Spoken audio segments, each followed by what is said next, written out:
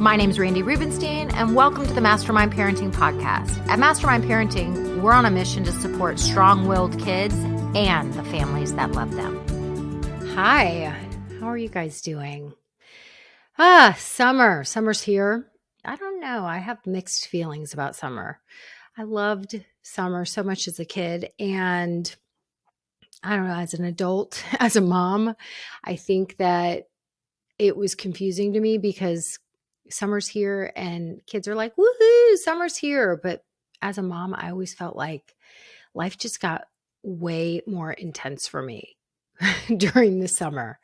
And it's just like they're with me longer. And even if they went away to sleepaway camp, I still just felt like it was, when they're at school every single day, originally school actually was designed to be glorified daycare.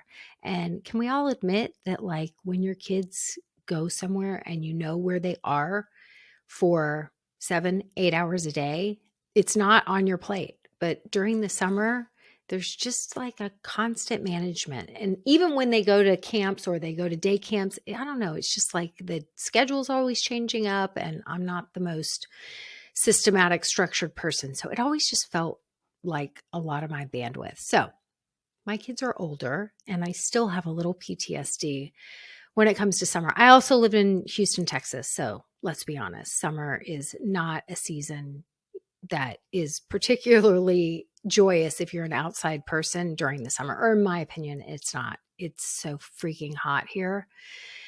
Yeah. Okay. Enough with my bitching about summer. What do I want to talk about today? I want to talk about, I don't know, I just go down these rabbit holes sometimes where I want to learn about things and I get obsessed with a certain topic and I don't even understand why. And then later on, I understand why. So I started reading because Judy Blume is everywhere. I haven't seen the movie that's out, Are You There, God? It's Me, Margaret. But all of a sudden, I just saw Judy Blume everywhere. I saw that she had a documentary out on, I think it's on Amazon Prime. And so I watched it twice, of course, because it was so nostalgic for me. And it just took me back. I read all of her books when I was a kid and loved them. And I knew they were impactful, but I'd never really seen Judy Blume or learn. I don't think as a kid I was that interested. So I watched this documentary and it was so interesting to me that I needed to watch it again. And then I started getting obsessed with rereading the Judy Blume books. So I've reread a couple of them now. I reread Deanie. I reread Are You There, God? It's Me, Margaret. And now I've reread Blubber. I knew that Blubber had something to do with bullying. I remember reading it as a kid. I remember it being impactful. I wanted to reread it, but I kept finding myself procrastinating. I had even checked it out from the library. So I had like a finite amount of time to read it. And I just kept putting off reading it. Like there was something about it that I was just like, ooh, I know I want to read that, but not yet. So I read it. I binge read it. And I read it like one afternoon a couple weeks ago.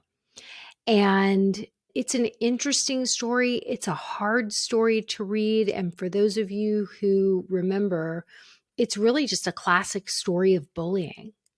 And Judy Blume tells the story not really from the girl who got the terrible nickname Blubber, the girl who was bullied. She doesn't tell it from her perspective. She tells it from the perspective of one of the girls who was one of the bullies. She wasn't the queen bee main bully, but she was in that queen bee court. And so she took part in the bullying.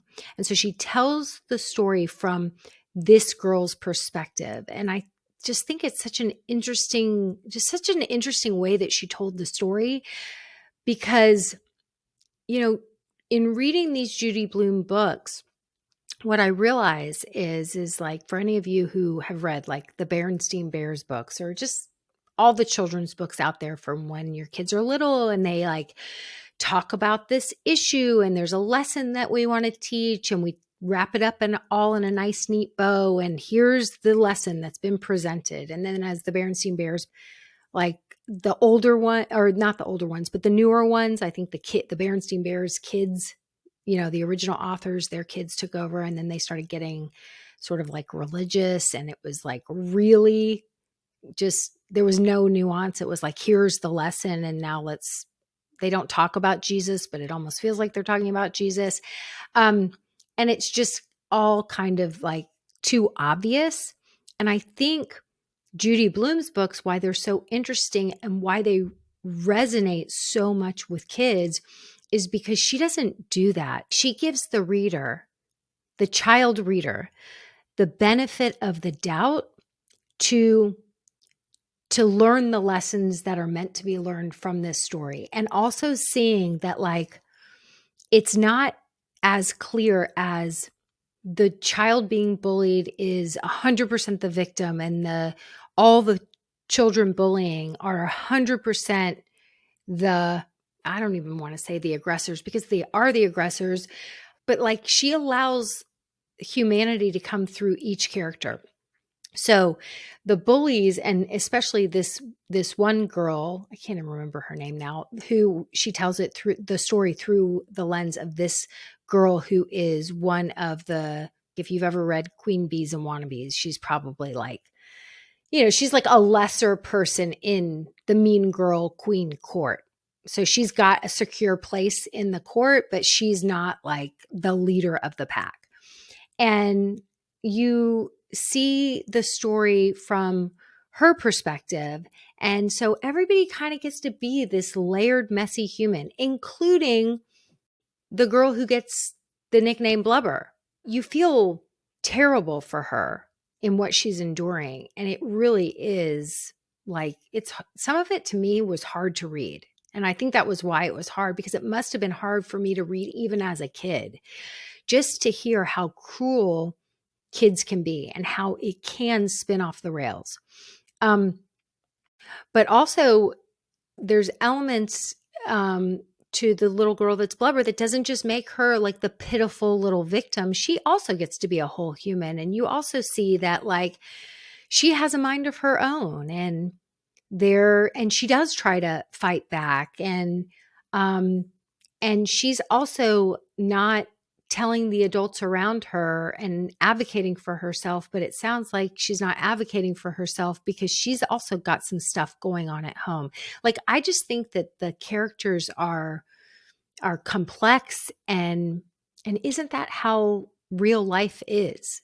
Isn't that how real life is? And so it's an important book for adults to go back and read, just to remember what it was like to be a kid and how much kids, like in their kid dynamics, keep between themselves, and that adults, there's things they hide from the adults. I think kids learn, when we're like, we don't talk that way in our family. Like, Judy Blume is the most censored children's author that I think has ever existed. And the reason is that she incorporates masturbation, and she uses bad words, curse words in her writing, and she's really been chastised. But Judy's perspective is, this is the way kids talk. Like, I'm going to write something that feels like they're reading the way kids actually interact with each other. She wanted it to be real for them. She wanted them to see themselves. She didn't want it to be an adult writing what we want kids to know, all the lessons we want them to learn. She wanted to write about a kid's real experience. And so in doing that, I think those books were so empathetic for kids, because they were reading their own stories. They were reading about the things that they don't show adults, right? And they felt less alone. And, in the documentary, Judy, they really cover how she was pen pals with she wrote back that like kids poured out their hearts and told her about, their sibling suicide and I mean, tragic things. And they wrote to Judy and she wrote back to them. And this one girl that she had been writing to for years, she ended up who had a tumultuous relationship with her own parents. She ended up going to her graduation, and she's an amazing human and has really been a child advocate for so many years. And so in the documentary, somebody said, one of the interviewers was saying, like, how do you write in a way that kids relate to so much? And she said, well, I have total recall from back when I was in third grade, which means that she remembers how she felt and thought from the time she was a third grade child on. So when she writes books, she writes from that perspective, not from the perspective of the adult who wants kids to know things, right?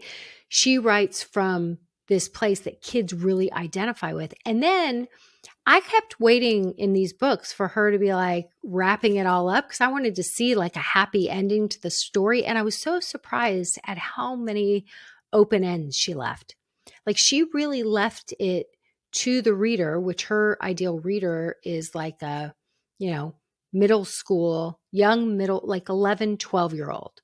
And so she's really leaving it to this 11, 12-year-old to connect the dots and to learn the lessons that they were meant to learn from these stories, where these characters were layered and complicated and had good qualities and bad qualities. And so I thought it was interesting how at the end of Blubber, they write this thing, and I want to read it to you guys. And she says, it says, Judy Blume talks about writing Blubber. She says, when my daughter was in fifth grade, the class leader used her power in an evil way. So this is classic Mean Girl. Okay. So think Regina George. Okay. So that's the main character that she's talking about here. Not the main character, but this is who she's talking about. And in the book Blubber, the Regina George is named Wendy. So the class leader uses her power in an evil way to turn everyone in the class against one girl. This bully, like Wendy in the book, or Regina George, made the other girls, so the girl Blubber, her life miserable. My daughter, so Judy's daughter, was the shy, quiet girl in the class, the observer, like Rochelle, who's just like this peripheral character, not in the queen bee court, but she's just like this girl that you don't really hear about until the end of the book. So Judy's daughter is like this Rochelle. She said, so her daughter comes home and she was upset by what was going on, but she didn't know what to do about it. And I think she was scared. Like many other kids in that class, she worried she could wind up the next victim of the bully. I wrote Blubber because bullying is often kept a secret by the kids who see it happening, and even by the person who's being bullied. Being bullied feels so humiliating. It's such a terrible and frightening experience that kids are often afraid to tell anyone, even their parents. But keeping it a secret doesn't help anyone. It just makes it worse. It leaves the bully thinking she or he can get away with anything. I hope this story will help kids, parents, and teachers to start talking and working together. No more secrets. If it happens to you, talk to the people you trust the most. It's too hard to worry alone. And I just kept thinking, where are the adults? Why? And granted, this was during the 1970s, I think, was when Judy wrote Blubber, maybe early 80s, but I think it was the 1970s. And it was a different time. And I do think parents were more checked out. So you're reading the story and you're thinking, where the hell are the adults? Like, what's going on in this classroom? The teacher leaves the classroom. The class is eating lunch in the class. They have lunch in the classroom. And that's when a lot of the bullying goes on, is when there's no adult present. I might be naive to say, I don't think that's going on quite as much. But if we compare that to what goes on online, right? Like, how much is going on in terms of bullying when our kids have access to devices that we're just not even aware of. And I don't think the answer is to hyper monitor things. I think the answer is to learn how to be a family that talks about all the things and is, everything I teach in mastermind parenting, which is learning to quit taking it personally. When your kid has a shitty attitude after school and they're taking it out on you, like understanding there is probably more to the story. You don't know what is coming at them all day long. And our sense of belonging as humans, like it's primal. That's why I think it's so upsetting to us as adults to imagine our kids being victimized by a bully. And it's probably why I didn't even want to pick that book up to read. It was like, I knew that story must have been painful for me to read way back when. I remember in third grade, I remember being bullied. I was not that athletic. I was a little chubby. I went to a new school and I definitely didn't feel like I fit in. It was like this little kind of country private school and I was different. I lived in South Texas. My parents are these New York Jews transplanted to Texas. I remember being picked last for, a sport. And I don't know if I read Blubber around that time, but I know it was like, ugh, I know this is an important book for me to pick up and read, but I don't really wanna. And then reading it, I'm like, ugh, I bet you anything. It was like reminding me of that time. And I just think that it's so easy for us as adults to be like, ugh, I don't want to look at the things that are too hard. They were hard enough for me to go through when I was a kid. Like, I just want to pretend they don't exist. Um, but that's not what our kids need.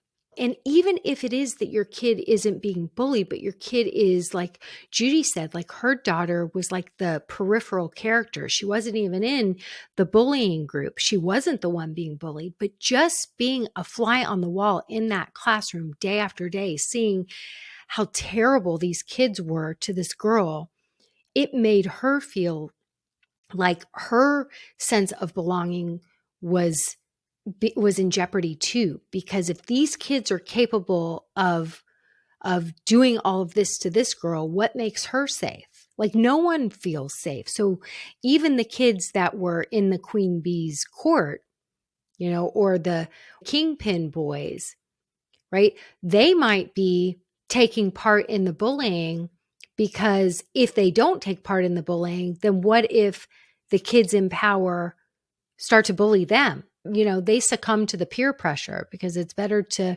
in their mind, it might be like, well, I'll do whatever I have to do to make sure that I still have my sense of belonging fulfilled. And I'm in less of a position to be bullied. If I'm part of the bullying team, then that probably makes me, be in the clear a little bit here. Right? It's so nuanced. It's so interesting. And I just love the way she tells this story, because I think we got to remember these times. We've got to think about it. When you have a kid that's coming home from school, and I hear this so much, where they're just in a piss poor mood. I remember I had lots of times over the years where my kids would come home and they'd just be in a piss poor mood, and of course take it out on me. My daughter was just talking about it the other day. She's about to turn 22. She's finishing up her junior year of college now. And she was at her boyfriend's sister's graduation. And the boyfriend's sister, she loves her. She's adorable. And she loves the whole family. And Avery's like, oh my God, she was being such a bitch to the mom. The mom is lovely, wonderful. And Avery said to the mom, she's like, I was the exact same way to my mom from like 16 to 18. I was just like the worst. And we were laughing about it. And right now, Corey at 17, he takes his mood out on me too. Like he said to me the other day, I sent him a text. And I sent him a text because I got this, his school sends out these things that they have missing assignments. So I sent him a text with like a screenshot of the missing assignment, and he like jumped down my throat via text. He's like, "Don't send me these things. You don't even understand how it works." Like he was like annoyed with me. Like, "I got it. What are you doing?" And so I said to him when he got home, I was like, "I don't think it's you not turning in the assignment. I think teachers are human. And if I just got notified that there's a chance that the teacher maybe lost your assignment that looks like it was from a couple weeks ago. And I just wanted to let you know so you could go make sure that the teacher had the assignment. I wasn't saying that you didn't do the assignment." And he's like, "Y'all always do this. And I'm on top of everything. I don't know how many times I have to tell you." I go, "I know you're on top of everything, but you don't have to be a jerk to me about it." And he's like, "Well, it's so annoying." This is what he says to me. He's like, "And you know what? I think I'm just going to block you." I was like, "Okay." He's like, "'Cause yeah, like there's just nothing good coming from text from you." And I was like, "I need to remind myself that your sister was just sharing that when she was your age, she also was a total bitch to me. And now it makes sense. You're in that stage." And he's like, yeah. I'm blocking you. That's it." And we were kind of laughing about it, right? It was a joke. We were laughing about it, whatever. I mean, it's not a tumultuous relationship between the two of us. But the truth of the matter is they're going to take stuff out on us. And when we start to attack them, berate them, take it all personally, you will not, I did say, like, you don't have to be a jerk to me about it. But when we start to berate them, when we don't even know what all they're navigating and how much kid business adults have no idea about the nuances and what's really going on. And so this might not make anyone feel any better, but I think my point in all of this is I just think this bullying topic and conversation, I think it's a big one. I think it's nuanced.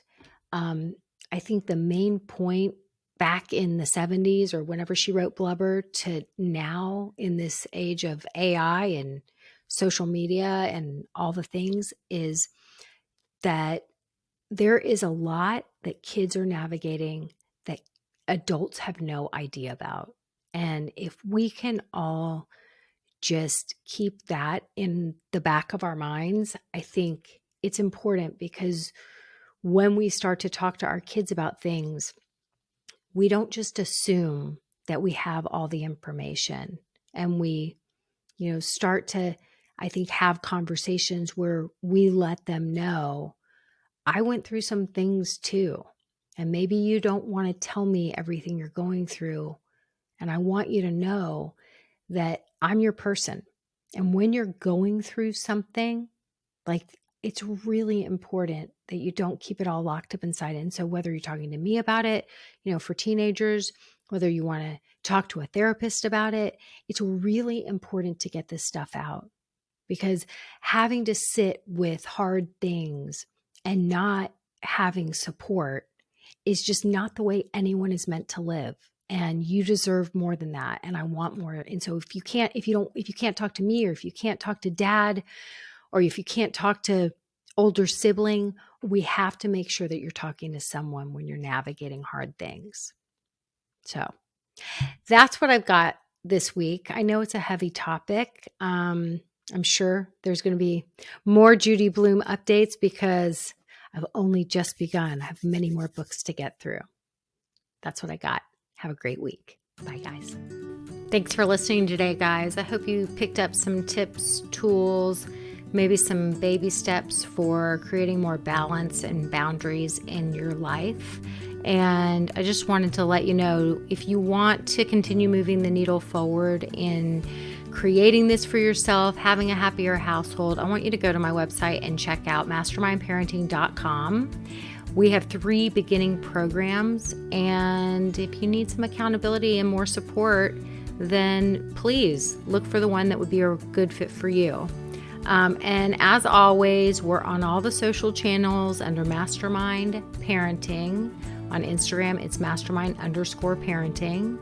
And periodically I do pop up on different Instagram lives, Facebook lives, where I give you teaching and coaching, and I love engaging with you live to help you help your strong-willed kids so that they can feel better, because when they feel better, they do better. And I love, love, love getting to know you guys. So thanks for listening. If you like this podcast, please don't forget to subscribe, rate, and review. Super, super appreciative.